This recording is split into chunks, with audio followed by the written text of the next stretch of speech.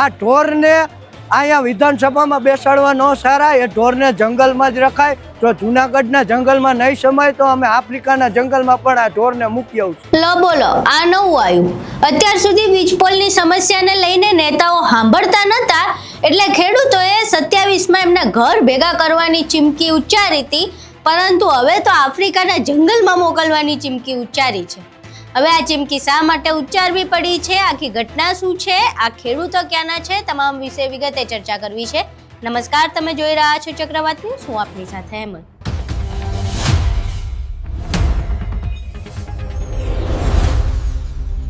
ગુજરાતમાં છેલ્લા અનેક મહિનાઓથી વીજપોલની સમસ્યાનો મુદ્દો ચર્ચામાં છે. ખેડૂતોના પોતાના માલિકીના ખેતરમાં ખાનગી વીજ કંપનીઓ દ્વારા વીજપોલ નાખવામાં આવી રહ્યા છે, જેનું યોગ્ય વળતર જે ખેડૂતો ડિમાન્ડ કરી રહ્યા છે માર્કેટ ભાવના 4 ગણા તે આપવામાં આવતું નથી. હવે આખી ઘટનાને લઈને ગુજરાતભરના ખેડૂતો વિરોધ કરી રહ્યા છે અને આ જ પ્રકરણમાં જામનગરમાં જે ખેડૂતો છે તેમના દ્વારા કલેક્ટર કચેરી સુધી આજે રેલી કરવામાં આવી હતી. કલેક્ટરને આવેદનપત્ર આપવામાં આવ્યું હતું અને આવેદનપત્ર આપ્યા બાદ ખેડૂતો દ્વારા આ સમગ્ર મામલે વાતચીત કરવામાં આવી હતી, જેમાં ખેડૂતો આકરા પાણીએ જોવા મળી રહ્યા છે. ખેડૂતો આ સમગ્ર મામલે હવે જરાય સાખી લેવાના મૂડમાં નથી. ત્યાં સુધી કે ખેડૂતે તો એટલું પણ કહી દીધું કે હવે આ સત્તાધારીઓને આફ્રિકાના જંગલમાં મૂકી આવવાના છે. હવે આ તમામ ખેડૂતો જે કલેક્ટર કચેરીએ આવેદનપત્ર આપીને આવ્યા, તેઓ આ સમગ્ર મામલે શું કહી રહ્યા છે તે સાંભળીએ. જય જવાન, જય કિસાન. હવે જામનગરના વિરલબાગે ખેડૂત ભાઈઓ તથા મહિલાઓ મોટી સંખ્યામાં ભેગા થયા છે. એનું મેઇન કારણ છે કે આ સરકારની હરામ નીતિ, ખેડૂત વિરોધી નીતિઓને હિસાબે ખેડૂતોને આંદોલન કરવા મજબૂર કર્યા છે. જે અંબાણી અને અદાણીની જે મોદી સાહેબની માનીતી કંપનીઓ છે તે અમારી સહમતિ વિના, અમારા એમ કે માંગણી મુજબ વળતર આપ્યા વિના જે મનમાની ચલાવે છે તેના વિરોધમાં અમે રેલી સ્વરૂપે કલેક્ટર સાહેબ શ્રીને જે 4/7/2026ના પરિપત્ર જે સરકારે નવો પરિપત્ર જાહેર કર્યો છે તે કંપનીઓના હિતમાં છે, ખેડૂતના હિતમાં નથી.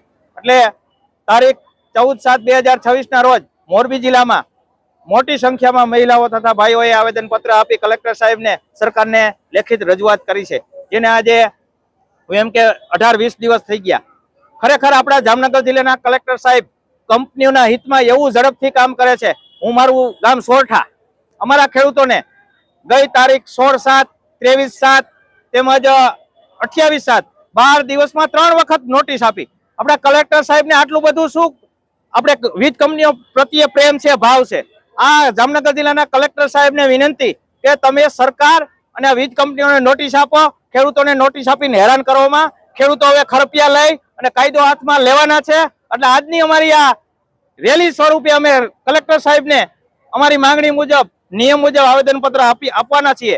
અને આવેદનપત્ર આપી અમે ખેડૂતોએ નક્કી કર્યું છે કે અમારે નથી જોતા તમારા થાંભલા, નથી જોતા અમારે તમારા તાર, નથી જોતું અમારે તમારું વળતર. એટલે પ્રેમથી કહીએ છીએ તમારી માનીતી કંપનીઓ તમે સમજાવી લ્યો, પાછી વાળી લ્યો. નકર હવે ખેડૂતો આ ભાજપના એકય નેતાઓને ઘર બાયણે નીકળવા દેવાના નથી, એવું અમારી ખેડૂતની વેદના છે.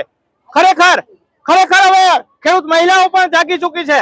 મહિલાઓ રણચંડી બનશે તો તમારી મહિલાઓ પણ તમને કહેશે તમે ઘરમાં હુઈ જાવ, બહાર નીકળવામાં તમારે જીવવું, બહાર નીકળવું અઘરું છે. એટલે આ બાબતે તમારા મીડિયા ભાઈઓને પણ ખૂબ ખૂબ અભિનંદન કે તમારા સાથ વગર અમારો અવાજ ગુજરાતમાં પણ ન જાય. એટલે ખરેખર અમારે આ ખેડૂતોની વેદના છે.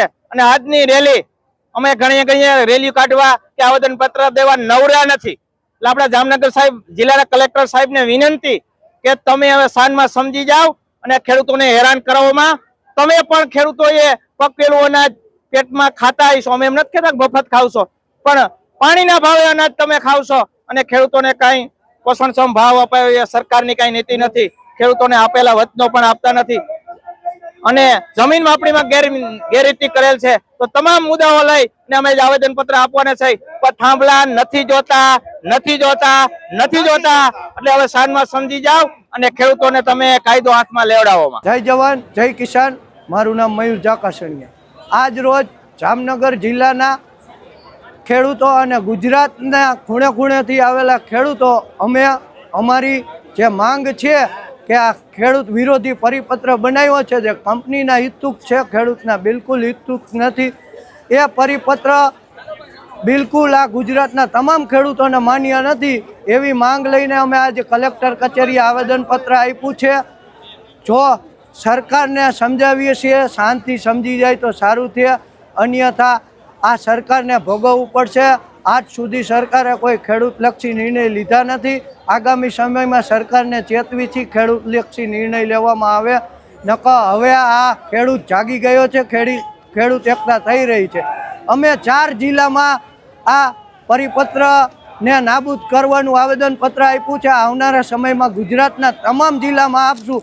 આ તમે જુઓ, વીજનો એકનો પ્રશ્ન નથી, અત્યારે આ ગેસની પાઇપલાઇનનો પણ પ્રશ્ન ઉઠી રહ્યો છે, જેમાં સરકાર કોઈ ધ્યાન આપતી નથી.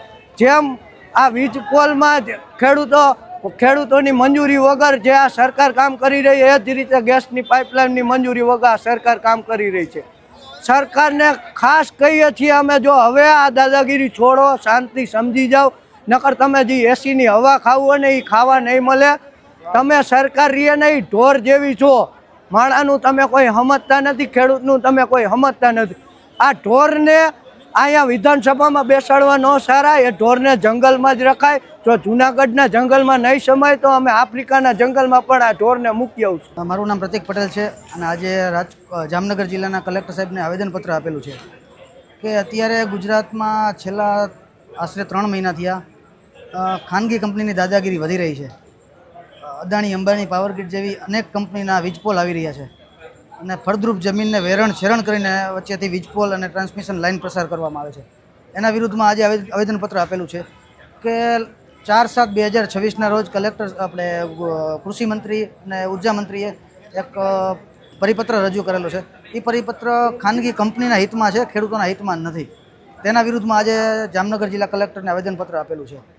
ત્યારબાદ અને અમારી એક માગણી છે કે ખેડૂતોને એકચ્યુઅલ વળતર આપવામાં આવે, જે ખરેખર નુકસાની છે એનું વળતર આપવામાં આવે. અને ગુજરાતના ખેડૂતોને પણ કહેવા માગી છે કે આજે ખેડૂતો જાગૃત થાવ. આવનારા 100 સમય સુધી આવી જાગૃતિ નહીં મળે, આવો મોકો નથી મળવાનો. આજે ખેડૂતો એક થયા છે અને ખેડૂતોની કાયદાકીય માગણી છે, કાયદાની ઉપરવટ કોઈ ડિમાન્ડ નથી. સંપૂર્ણ માગણી કાયદાકીય છે. ટેલિગ્રાફ એક્ટ 1885 2013નું અધિગ્રહણ છે. ત્યારબાદ કોન્સ્ટિટ્યુશન ઓફ ઇન્ડિયામાં 300A મુજબ કે દેશના ખેડૂતોને પોતાની મિલકતથી વંચિત ના રાખવા જોઈએ અને કાયદાકીય પ્રક્રિયાનું પાલન થવું જોઈએ. ઉપરાંત કલમ 14 મુજબ સમતલ અને ન્યાયિક પ્રક્રિયા થવી જોઈએ. જે આ સરકાર ક્યાંક ને ક્યાંક કંપની તરફી ન્યાયિક પ્રક્રિયા કરી રહી છે, કંપનીના ફેવરમાં કામ કરી રહી છે અને ખેડૂતોને બહુ મુશ્કેલી પડી રહી છે. જોવા જઈએ તો આ વીજપોલ સિવાયના ઘણા મુદ્દા છે, MSPના છે, નકલી બિયારણના છે, સિંચાઈના છે, ઘણા બધા મુદ્દા ઉપર ખેડૂતને છેલ્લા 30 વર્ષ થયા અનેક મુશ્કેલી ભોગવી રહ્યો છે. એના વિરુદ્ધમાં આજે કલેક્ટર સાહેબને આવેદનપત્ર આપેલું છે. અહીં તમે ખેડૂતોને સાંભળ્યા. હવે સીધી જ રીતે ખેડૂતો જરાય નમવાના મૂડમાં નથી અને ચૂંટણીમાં બતાવી દેવાની વાત હતી, પરંતુ હવે તો મામલો વધુ ગરમાતો જઈ રહ્યો છે. જે શાંતિપૂર્વક આંદોલન કરી રહેલા ખેડૂતો છે તેમની શાંતિ હવે ધીરે ધીરે ખતમ થઈ રહી છે, તેમની ધીરજ જવાબ માંગી રહી છે. એવામાં સરકાર શું હજુ તેમનું સાંભળે છે કે કેમ તે જોવું રહ્યું. આખી ઘટના તમે જોઈ, ખેડૂતોએ શું કહ્યું એ પણ તમે સાંભળ્યું. હવે આ આખી ઘટનાને લઈને તમારું શું માનવું છે, તમારા મંતવ્યો અમને કોમેન્ટ બોક્સમાં જરૂર જણાવજો. વિડીયો પસંદ આવ્યો હોય તો વિડીયોને લાઇક કરજો, શેર કરજો અને અમારી ચેનલને સબસ્ક્રાઇબ કરવાનું ભૂલશો નહીં. નમસ્કાર.